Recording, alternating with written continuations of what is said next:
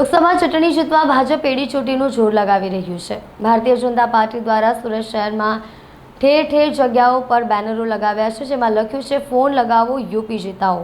ગુજરાતમાં લોકસભાની ચૂંટણી પૂર્ણ થઈ ગઈ છે, જો કે સુરતમાં હજુ ચૂંટણીનો માહોલ જોવા મળી રહ્યો છે। દેશભરમાંથી રોજગારી અર્થે સુરતમાં વસવાટ કરતા લોકો માટે હજુ પ્રચાર થઈ રહ્યો છે। સુરતમાં હિન્દી ભાષી વિસ્તારોમાં ભાજપ દ્વારા બેનર લગાડવામાં આવ્યા છે, જેમાં યુપીમાં વસતા પોતાના સ્નેહીજનોને ફોન કરીને ભાજપ તરફી મતદાન કરવાની અપીલ કરવામાં આવી રહી છે। બેનરમાં ફોન કરનારને CR પાટીલ સાથે ચા નાસ્તા અને ફોટોની તક મળશે તેવી લાલચ પણ આપવામાં આવી છે।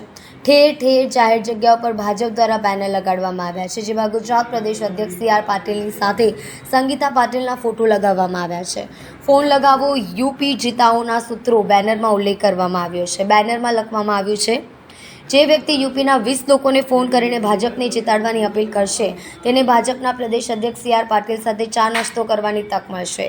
યુપીના 20 લોકોને ફોન કરી ભાજપને જીતાડવાની અપીલ બાદ જે વ્યક્તિઓને ફોન કર્યા હશે તેનું નામ, નંબર, લોકસભાની વિગત જે તે ફોન કરનારે આપવાની રહેશે। ત્યારબાદ 4 જૂન પછી આ વ્યક્તિને ભાજપના પ્રદેશ અધ્યક્ષ CR પાટીલ સાથે ચા નાસ્તો કરવાની તક આપવામાં આવશે તેવી વાત કરવામાં આવી છે।